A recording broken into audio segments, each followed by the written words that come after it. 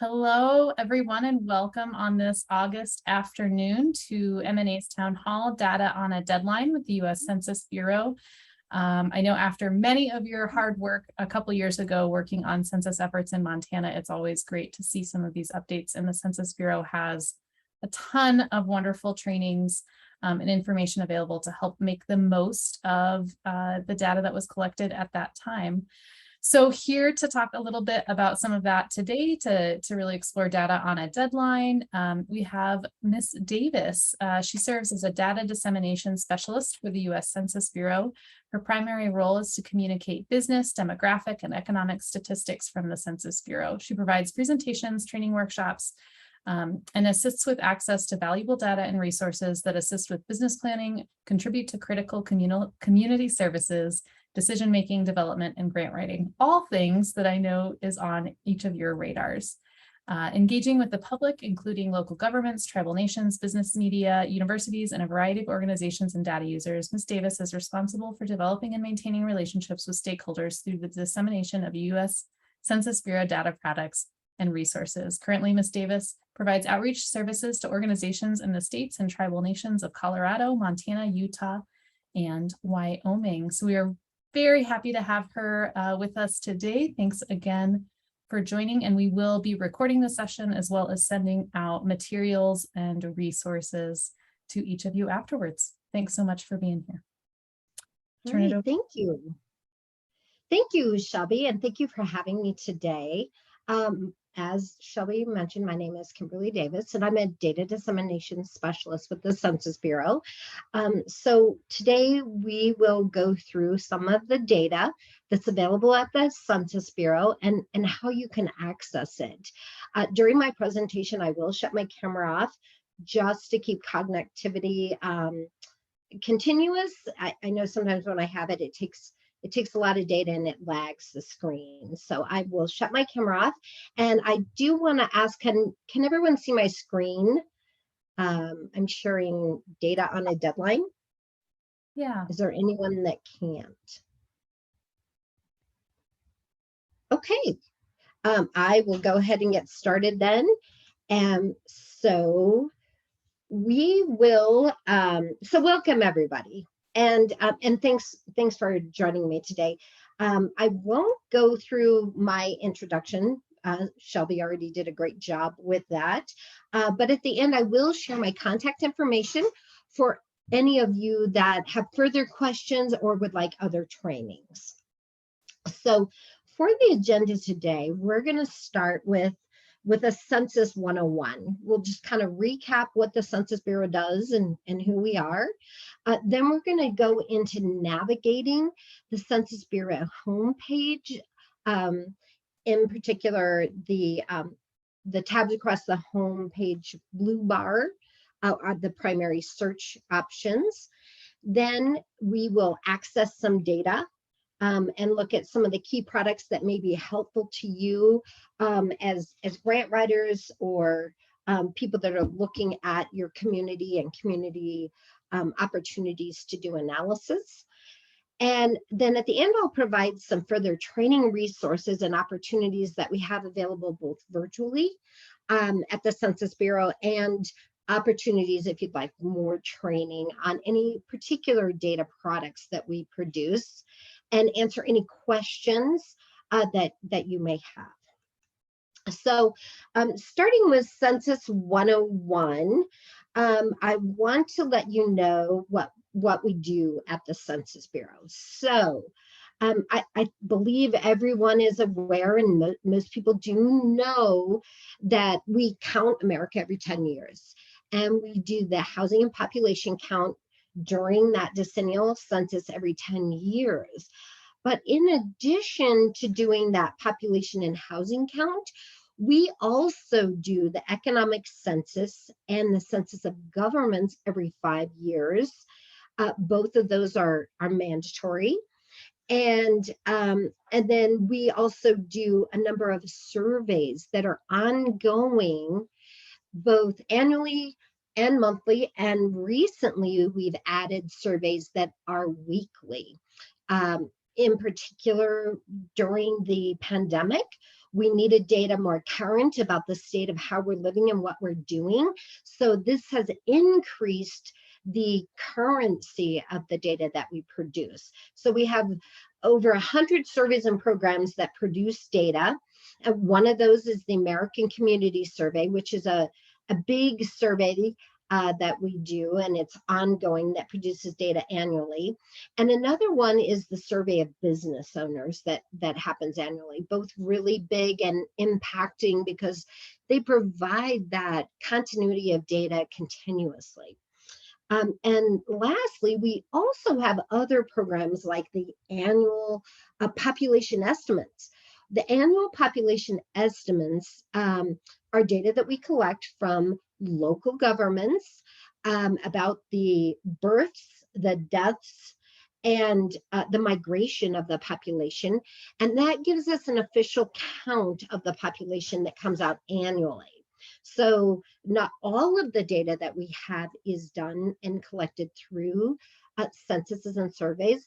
We also link data from programs like the population estimates and other data that we have in the administrative records. We link data to lighten the burden on respondents for participation in surveys.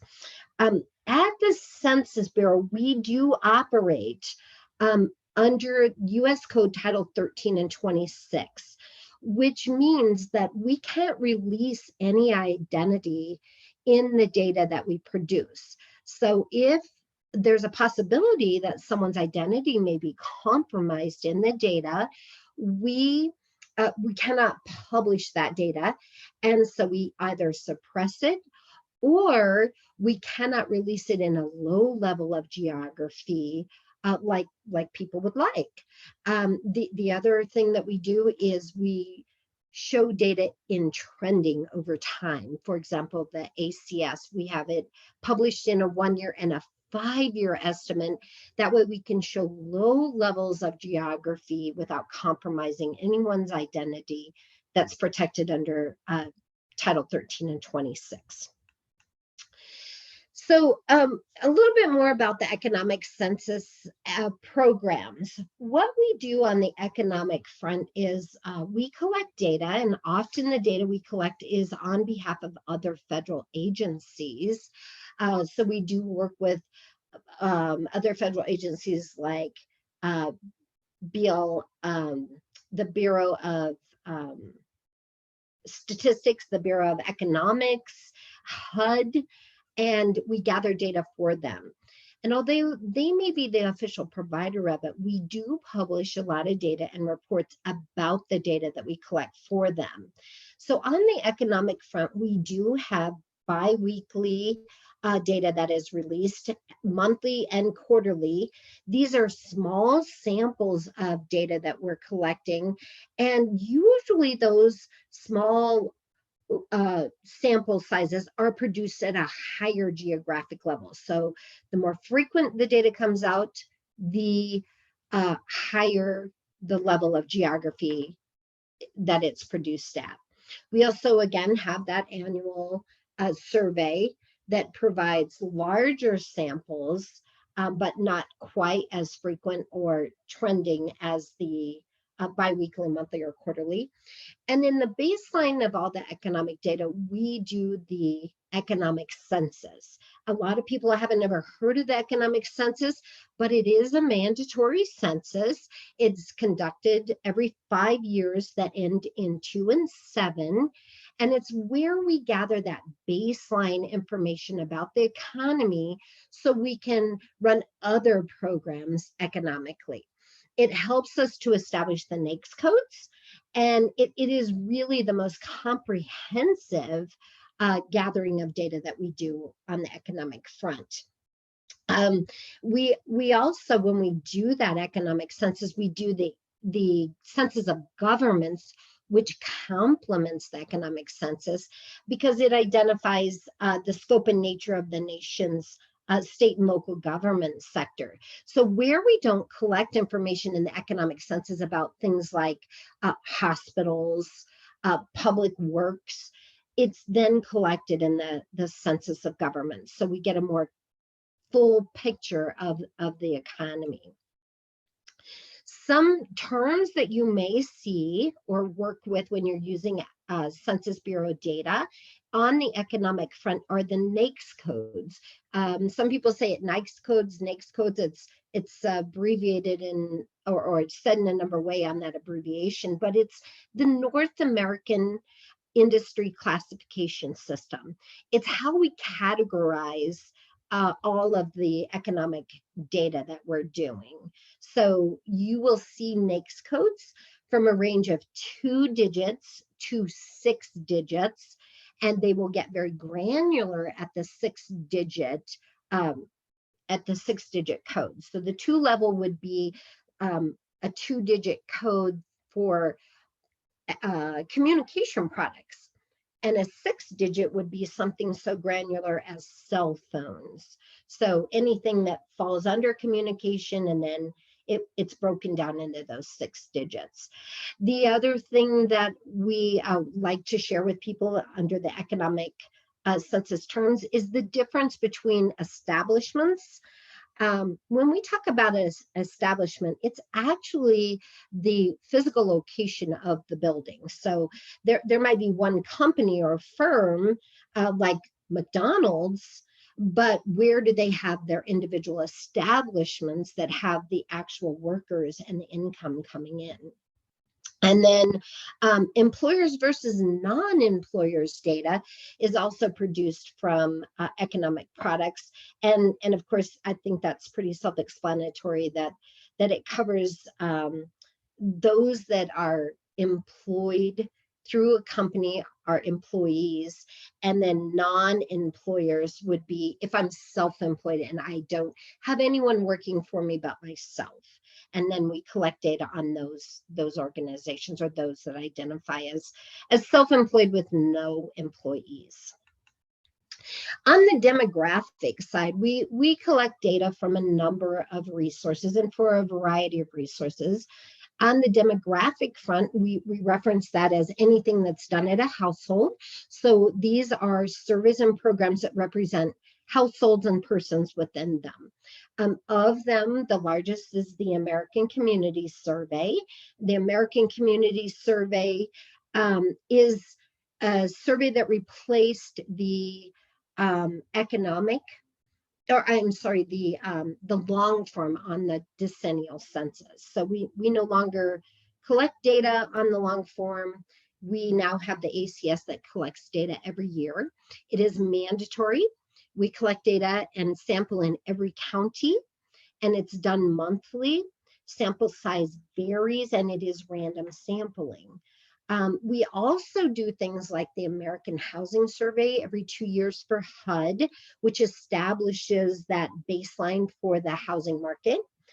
We do the current population in collaboration with Bureau of Labor Statistics to produce things like the unemployment number the first Friday of the month that comes out. We have surveys on income and program participation. So sometimes people are not aware of some programs that they may be participating in. And so we ask questions about what is the awareness of certain services and programs that people may not know that they're participating in. And then of course we have things more granular and more recently, like the Household Pulse Survey, which gave us key demographics about how we are living during the pandemic. The Household Pulse Survey, we started gathering data and we produced data every week. So you could see what was happening as we were living. And we changed the topics as the pandemic evolved. So we would ask questions about food scarcity and employment. We asked about education. Are students going to school? Are they studying from home? And what's the success rate? How are we doing as a society as we go through these changes?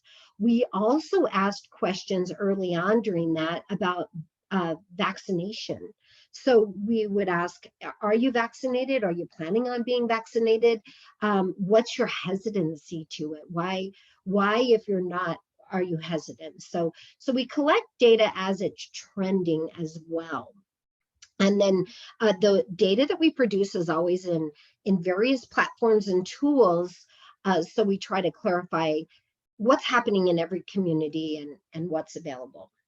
On the demographic side, some things that are important to understand at the Census Bureau is that we do collect data on race and ethnicity and measure it. And I understand this is a very hard slide to see and read, but I really just wanted to give you the gist of it to show over time how we've evolved in collecting data on race and ethnicity.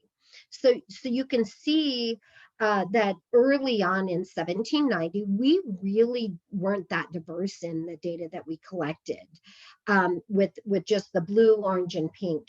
And over the decades, we have evolved in what type of data do we collect and how is it defined?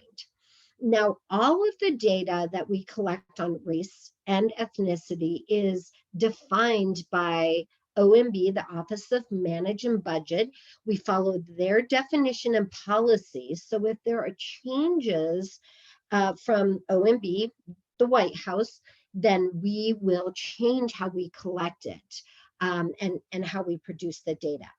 The data is race, and then we have one ethnicity. So it's self-identification. People can identify as any race, but the ethnicity that we collect data on is Hispanic or Latino, or not Hispanic or Latino. So populations can be of any race, multiple races, and have the accent of an ethnicity of Hispanic or Latino. And I'm sorry, on this, there's a link here. And when you go to this particular tool, you can look at, you can hover over each of the color little tabs there and read about when did we change that topic and why did we change it, or what inspired the change in that and how it evolved. It's actually quite interesting to understand and see how people have identified and what drives the decision making for identification. Okay, the other big thing we do at the Census Bureau is geography. So we don't define the geographic areas. We don't determine when a state is a state and make the boundaries. But what we do is we collect the data from local governments about geographic boundaries, so that when we publish data, it is released in the correct geographic boundaries, and then funding that is determined by the data that we produce at the Census Bureau is allocated in the correct geographic areas. So we look at it like this. This may not make a lot of sense, but up the middle here in orange, these are the redistricting geographies. These geographies always nest within one another. We only change these geographies every 10 years. And we produce data at the census block level available. It's only available for the decennial population and housing count data. So we only put data out every 10 years for that geographic level. Then a cluster of census blocks is considered a block group. We have some thresholds that we like that to meet. We like a block group to have between 600 to 3,000 people in it. We don't define these redistricting geographies by a specific size, but we do it by the population count. So to have good quality data, it's ideal to have 600 to 3,000 people and 240 to 1,200 housing units. That way we can show the data without that compromising of identity. The next level that a cluster of block groups is called a tract. And a track is probably the most widely used geography at the low level geographies because we produce ACS data at census tracts. You will find some ACS data at a block group, but in very rural areas, a lot of the data may be suppressed because we don't have high enough populations to produce that data without compromising identity. So tracts are an ideal way to look at geographic data because it's kind of a neighborhood area. Tracts always nest within a county. They won't cross the county boundary. You could add up all of the census blocks and get the nation, all of the block groups get the nation, and so on. So that the nesting series continues up from census tracts to counties, states, and then we have 6 regions and then the nation. Census tracts, we like to have a population no more than 8,000. However, as you're well aware, in Montana, a lot of the counties are quite rural. And so an entire county may be one track. Where the population is denser, we break that down into smaller census tracts, and they still nest within the county, but the size may be smaller depending on the density of the population. And we like those tracts to have between 1,200 and 8,000. It's ideal to have about 4,000 people in them for good quality data. We sometimes get asked, why 4,000? Well, 4,000 gives us a good, a high enough number to give good representation, but it's not too low of a number that it may impact a specific area. For example, if you're in a place like New York City, one high rise may be an entire census tract because of the number of people that may live in it. And if it's a block, an entire block in a city, and it's a very wealthy and expensive high rise, and maybe there's a mission or a shelter in that same block, that doesn't ever get any funding to support the needs of maybe a housing group or a public service like a soup kitchen, because that high rise may offset it. So 4,000 we have found to be an ideal number to still provide that data and show what people are living like and what we look like. Now, the next line up in that teal color, these are geographies that nest within states, but they may cross boundaries. For example, congressional districts and school districts nest within a state, but places are the geographies of cities and towns that may cross boundaries. When you look at the entire place level, like Kansas City, Missouri, and Kansas City, Kansas, they're one city, but they're broken down into 2 different states and multiple counties, and so that's why they nest within the state level.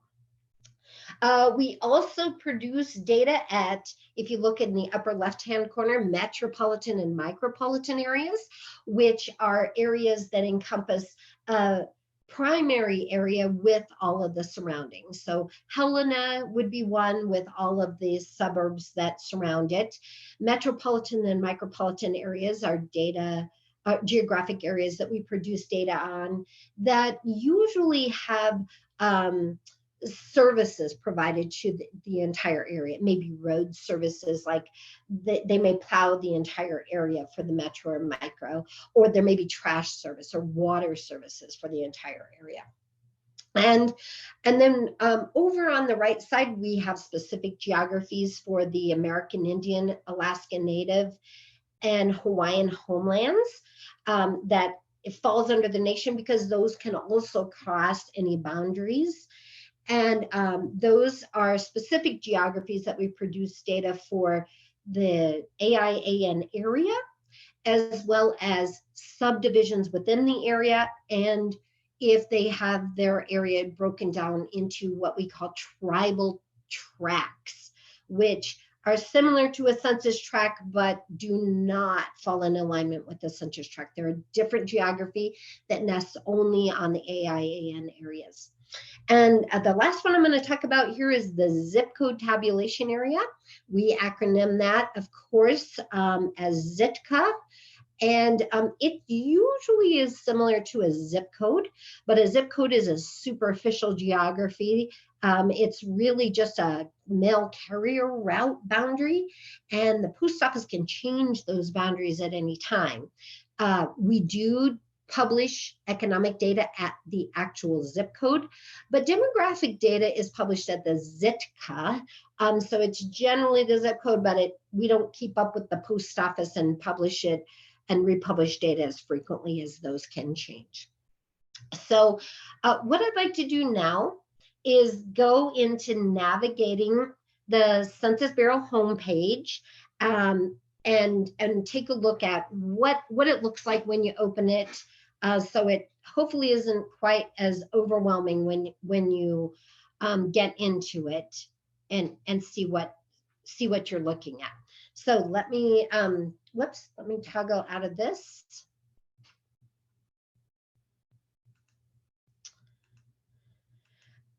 Okay, so when we look at, let me pull this over here, the Census Bureau homepage, which you can find at census.gov.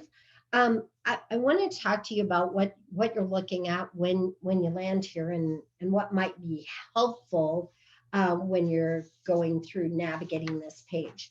So on the blue banner up here, it's not always clear that this is really the navigation bar, and it's the ideal place to start searching. We already really talked about who we are and what we do. We talked about finding a code, or actually we talked about the NAICS code. So if you're looking for those, you can find it under find a code here to identify those 2 to 6 digit NAICS codes. But these other tabs here I want to talk really quickly about, and in the slides I have shared an overview about each of them that you'll get in the PDF, so you have that for a point of reference. On the home page, you have the opportunity to type a subject in here in the global search. When you type in the global search, it will return, if I type Montana in here, if I can spell Montana, it will return some information for me about Montana, as well as some resources. So it starts out telling me some information about Montana, and it goes into quite a variety of resources that I can find. And in particular, there are this many pages or tables just about Montana from the 2020 decennial census. So although the global search is sometimes very helpful, it's not always narrowing things down the way that you may want to find data. But certainly be cognizant that you can type something in here and it will return some information for you. The next one, we're going to go from right to left here, is the information for. The information for is for media resources. Anybody that works with the media has the ability to apply for an embargo to get data 2 days prior to us releasing it so that they can prepare their stories. We also work with a number of partners and universities to do research about the data that we collect and study it. We have information if you're in a survey and want to respond to it. And we have a specific program for educators and students called our Statistics in Schools, which provides learning lessons and programs for teachers. The next tab here is the surveys and programs, and it's a really important tab because under the surveys and programs, you can find the list of all of the programs and surveys that we do. So when you hover it over, this drop down shows up, and then you can click on any of them, or you can click on this All Surveys and Programs tab, which gives you the full list of all the sources where we collect data. When you click on that, you can find information about that particular survey or program, why we do it, what data we collect, who sponsors the survey if it's not the Census Bureau. The next item is the library, and the library is where you can find highlights about some of the data that we put out. The America Count Stories is a valuable one for grant writers because you could copy and paste the actual America Count Stories into any of your grants that you're applying for to show a comparison or make it more understandable for users. The fact sheets and infographics are also very helpful for that, as well as the spotlights. It's a good resource to help people understand the miles and miles of Excel spreadsheets of data that we produce. It puts them in understandable formats. Then we have the Explore Data tab. And in the Explore Data tab, we're going to come back to this because it's the primary source that we're going to look at data in particular, the Explore Data main page. But there's also this Data Tools and Apps page that gives the full list of all the data and tools, apps that we have available at the Census Bureau. There are 2 pages of them. They list the title of them with a description about what you can find in each of those data tool products. There is also more recently published in here some information about data equity tools. So if any of you are writing or applying for grants for underserved communities, there's resources specific in there that you can find the full list here, but this will narrow your search down. And the last tab at the top that I want to talk to you about is this Browse by Topic. I don't think people are always aware. Data users don't know all of the scope of data that we have available at the Census Bureau. So this is a great place to start searching if you aren't sure if the Census Bureau has data on a particular topic. The most popular ones are listed in the drop-down menu, but there's also an A to Z that gives the full list of terminology that we use at the Census Bureau and resources about where each of those subjects you can find information and data on. So it's a helpful resource to understand what do we have information about and where can you find it. I'll give you one example here. If I click on the Income and Poverty tab, it gives information about income and poverty and what we do, some of the subgroups that qualify under income and poverty, and all of the Census Bureau home pages, the topic pages, will have a menu on the left. The menu on the left talks about the topic.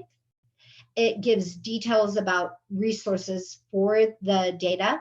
There's usually a guidance for data users to understand resources of the data. And there's a data tab that sends you directly to what resources have data on that specific topic. Where does the data come from? Any data products or tools that you can find on that specific topic. So we're going to go back to the Explore Data main page. And from the Explore Data main page, I'm going to click on, well, first of all, I want to show you under the Data Tools and Apps, that full list that we looked at before in here. I want to go back to those slides and show you some of these because it's quite an extensive list. Some that may be key to helping you find data. So let me go back here. Oops, I apologize. Let me get back to our slides here. Okay, so this is navigating the home page. Here's slides about each of those tabs and what you can find using them. And then when you access data, you will go to the Explore Data. And from the Explore data, you'll see that list that has the full list of apps and product tools. In that list, you'll find the Census Business Builder. Census Business Builder was developed to help businesses look at the demographics and the economics in one data product. Most of the data has economics or demographics. It has specific subjects or resources, but this product is developed on the Esri mapping platform, and it allows users to explore in two ways. You can search by the Small Business Edition, which allows you to focus on a specific industry, or you can look at it from the regional analyst. The regional analyst allows you to look at the bigger picture of all the industries in an area. But the advantage to using Census Business Builder is that you can look at it in a variety of geographies. So you can look at it down to zip codes and tracts, counties, place levels, metros. And you can look at different variables about the populations and about the industries. So you can search by populations that are of children in the household, or populations 65 and over. It gives you different variables to search and look at data by. So it's a really helpful tool. We have data, trainings, and resources available on this product.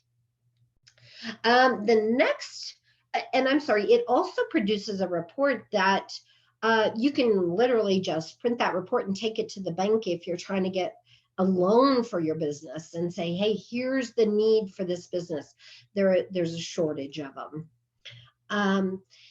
My Community Explorer is another resource that we won't go into a demo today, but I wanted to let you know about, because it offers information about a specific area down to a county, and it shows economic, social profiles, as well as race and ethnicity and business profiles. It's a mapping interface, but it also does give a report out back on key information for areas that may be at risk. So we categorize them into three risk factor categories, 1 through 3. And if they're at a high risk, it may be an area where the social characteristics include people that don't have a vehicle, that there is high poverty, or there are persons with disabilities. So there's a number of characteristics that add up to establish those risk factors, and details are on the homepage for that. The link for it is included on the slide. But it's also a great tool where you can extract reports or graphs to show a need for grant writing. And you can just pull them right out of there to compare one geographic area to another. And the next tool I want to tell you about is My Tribal Area. If any of you work with the tribal populations in the tribal reservations, we produce this for that specific geography. It is the American Community Survey 5-year data that is published in here. And users, it's a fairly easy tool to use. You can search by typing the reservation, the tribal area in, or filtering by states. And it gives information back about the person's employment, housing, the economy, and education for that area. When we publish the ACS data, we always publish the margin of error. How accurate was it that we got the data? And you have the option in this tool to show that or not.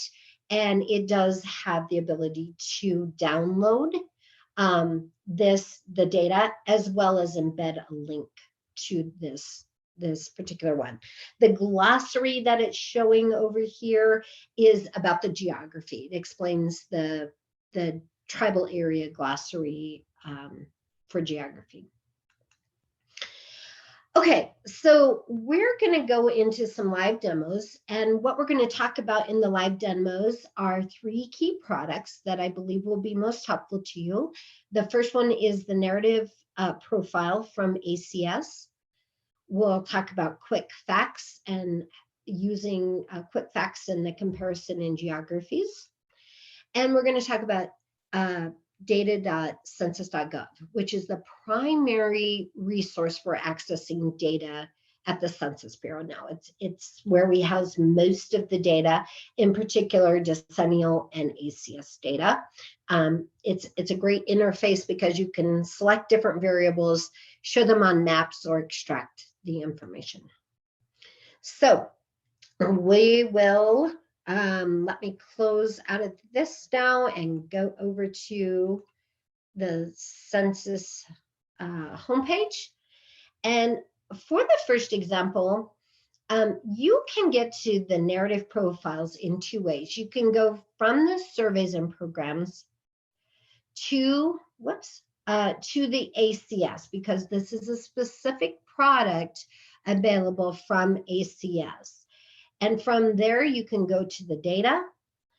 And in the data, you can go to the data tools and popular products that are available. But I think the easiest way to get this product, and again, I'll share the slides with you with the information about that, is to just type a narrative profile in the search. It is one opportunity where the global search gets you specifically to that tool. And so when I go to narrative profile, the first item that comes up is the narrative profile from ACS. This is based on the ACS 5-year data set. The most recently released is the 2020 ACS. It's data that's collected from 2016 to 2020. So you can go back as far as 2014s to show trending or look at changes. We don't recommend users compare overlapping 5 years though. The nice thing about the narrative profile is that there's a variety of geographies that you can select from to look at it. So you can look at the state or nation, counties, county subdivisions. But for this example, I'm going to use place level. We're going to look at the place. And so when I click on place, it gives me here the opportunity to start narrowing my search down. So I'm going to look in the state of Montana. And for this example, we'll use Bozeman. So let's grab Bozeman here, because they'll hopefully be pretty close to the top. Here we go, Bozeman City.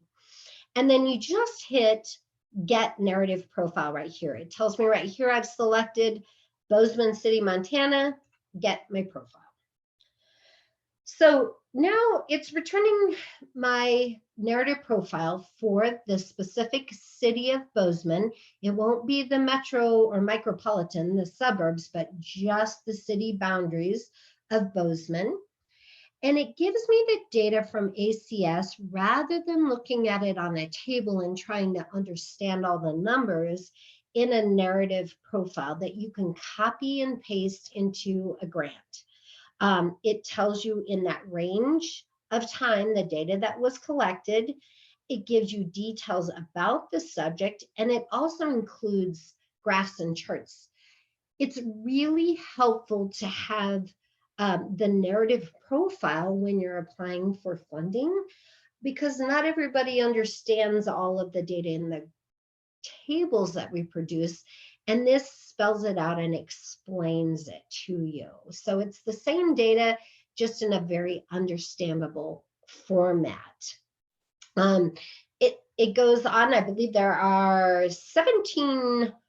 18 topics covered in the narrative profile. So you can copy and paste any of these.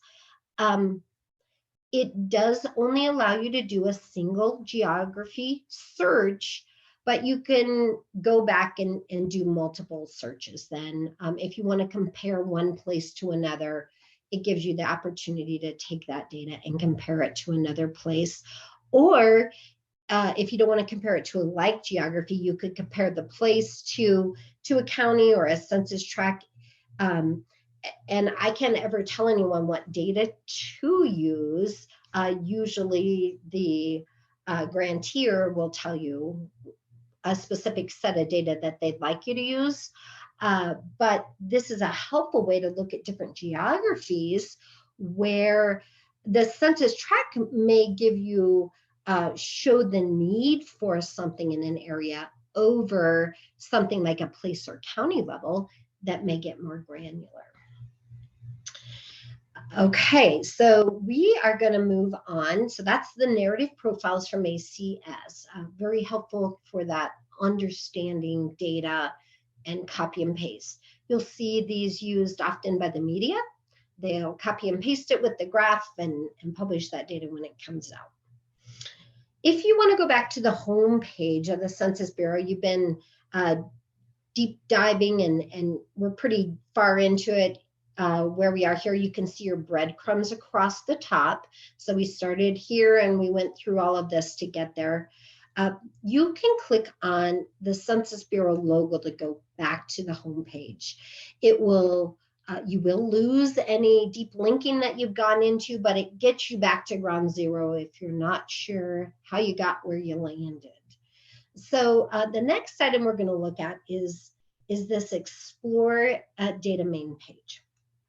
And as I said, it's the primary source for housing the data that we have available at the Census Bureau. So you can go directly here to go to data.census.gov, and we are going to return and go back to that. But I want to tell you, you can also get a data profile different than the narrative profile from this page.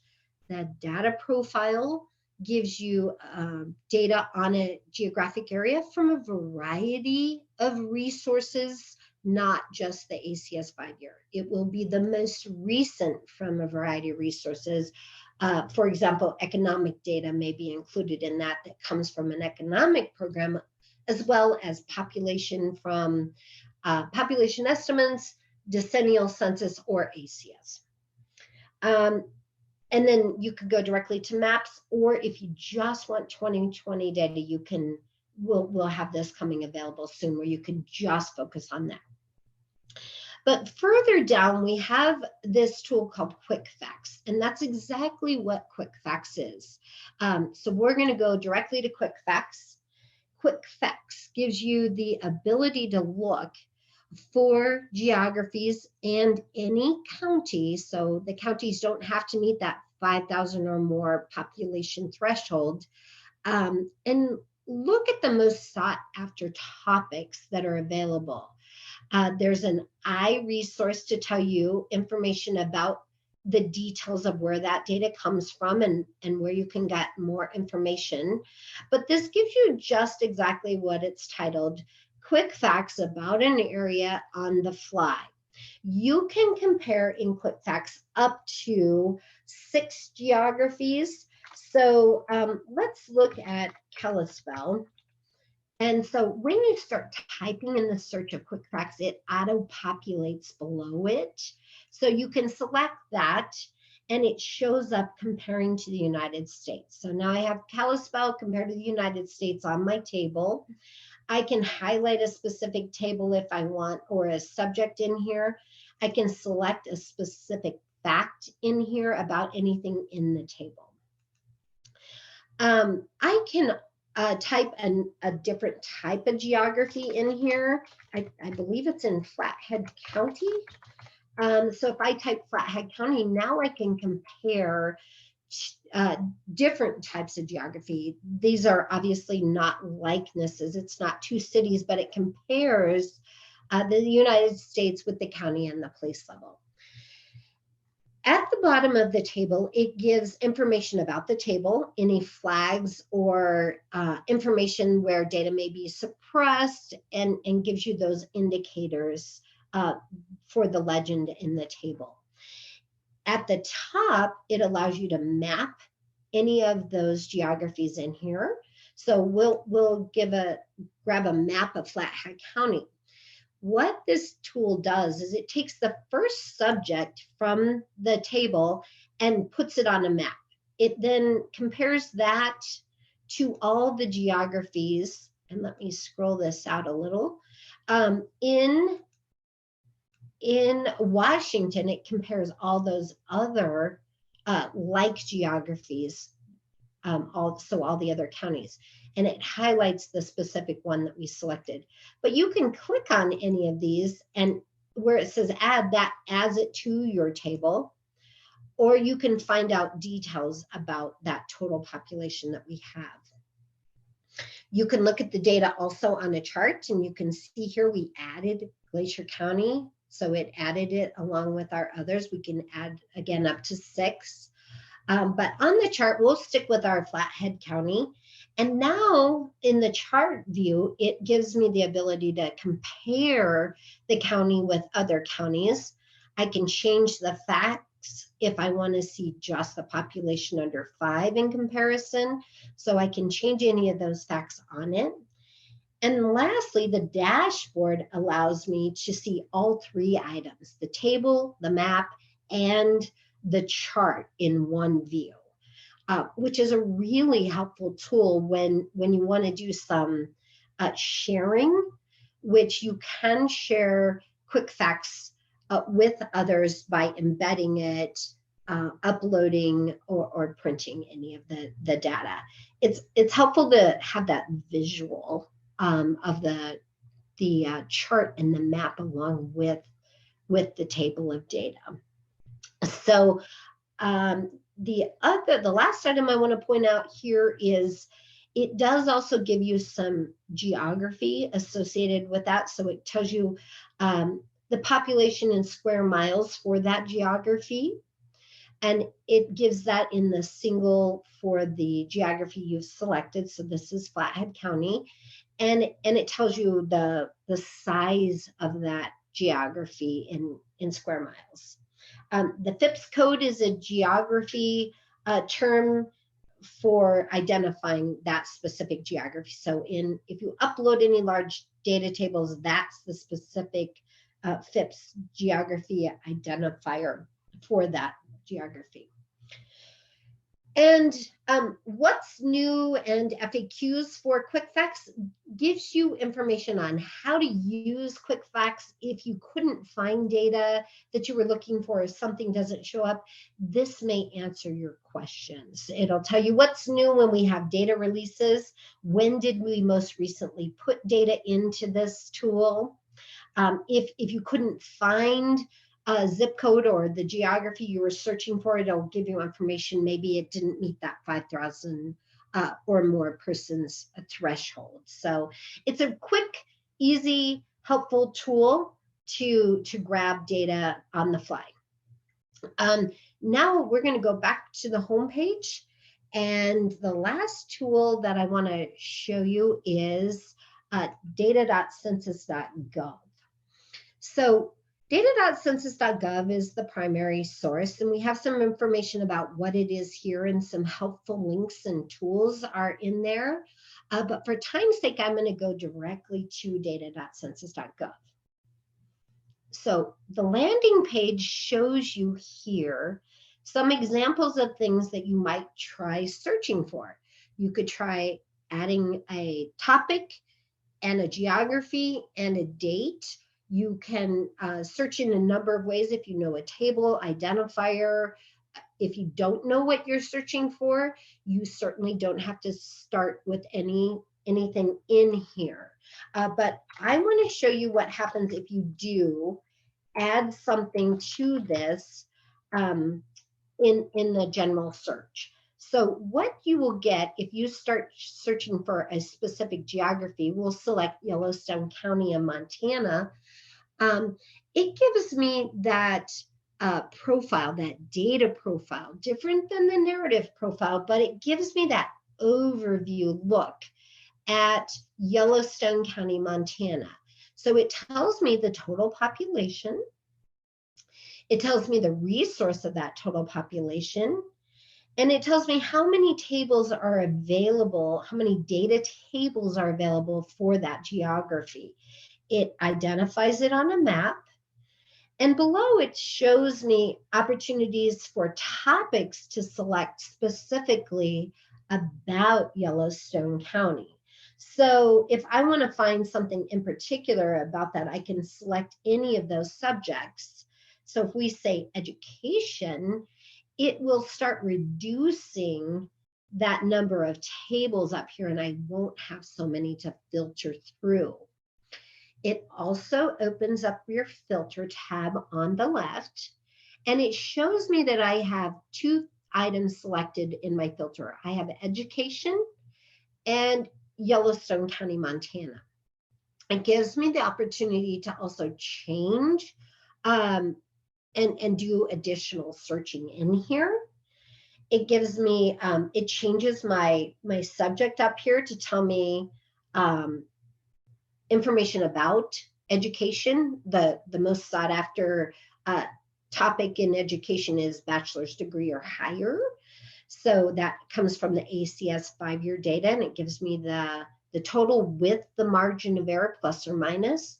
But it also then lists all the table resources available about that particular subject in here. So you can click on and look at any of those tables in here, and the data then populates, giving you the geography, the information in the table, the total with the estimate, and the margin of error. Not all tables, but this particular table not only gives you the total, but it gives you the percentage with the percentage estimate and the margin of error. Further over, it breaks down details about the males and the females for the level of education. When I'm in a table, I have some action items that I can address here at the top. I can map it. We only have 1 geography selected, but it does map it. If I have multiple geographies, it will map all of those geographies and give us all of that data in our tables. You can select to change different things. If you want to change the layers on the map, you can show place levels or identify different items on the map. And you can clear your geography if you decide you want to know about a different geography or know something more, or change your geography. The nice thing about this tool is that you can, I'm going to clear everything out, and you can search for multiple geographies at a time. You don't have to do a single geography like in narrative profiles or on quick facts where you can only do up to 6. Data.census.gov allows users to search for multiple geographies. So if I want to find all the tracts within a certain county, I can select the level of geography, tracts. I can go to within Montana.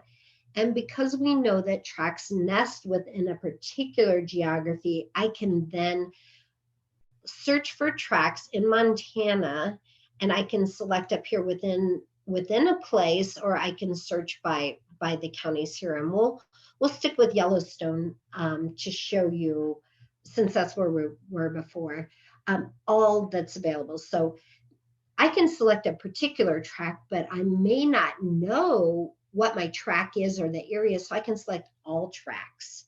And by selecting all tracts, it then provides data for all of those areas. And I'll show you on a map what that looks like. So here is how the tracts are broken down. Here's Yellowstone County, and you can see where it's more heavily populated here in this area, which I believe is Billings, is that right? You can see those tract numbers, and then when you scroll in, it identifies those tract numbers. Where the tracts have multiple a point, that means at one time this was census tract 15, but the population grew enough that it was split after a decennial census and became 15.01 and 15.02. So that's why tracts have those kind of strange numberings. So, all right. So that's a quick overview of the type of data that we have available at the Census Bureau. I'm going to stop sharing now and see if there are any questions or concerns. Whoops, I'm sorry. I'll share contact information. Yeah, thank you, Kimberly. That is a lot of good information packed into an hour. We did have one question, and I recognize we are at time, so we want to be thoughtful. If you have to jump off, folks, feel free, and we will have the recording available. But someone was just curious about your perspective on data accuracy, specifically in rural Montana. You know, we know that Montana faced extraordinary circumstances to get counted in Census 2020. And yeah, just curious on your perspective on the accuracy of like rural data specifically. Yeah, that's a great question. So I think today they started releasing more information about the 2020 and the follow-up to that. And I will say that we had a lot of challenges with the pandemic going on and actually going place to place in person. So yes, I agree. A lot of challenges with that. The reports are still coming out about the findings for the decennial census, and the final won't be the final 2020 data, I believe, is spring of 2023. That they'll publish all of that data. So stay tuned for more information about that because it is rolling out. Yeah. Great. Thank you. Are there any other questions? If anyone has questions, feel free to take yourself off mute. Okay. Well, I think we might be good, Kimberly. All right. All right. Well, thank you very much for the opportunity to share. You have the slides that you can share with everyone for reference. And there is a questionnaire in that packet. If you don't mind just responding to the questions in there about today's training. We always like to gather feedback to see if we're hitting the mark or providing the information that users need. So thank you again for having me, and I hope you all have a great day. Thank you, everyone. Thank you. Thanks, Kimberly. Thank you. Oh, you're welcome.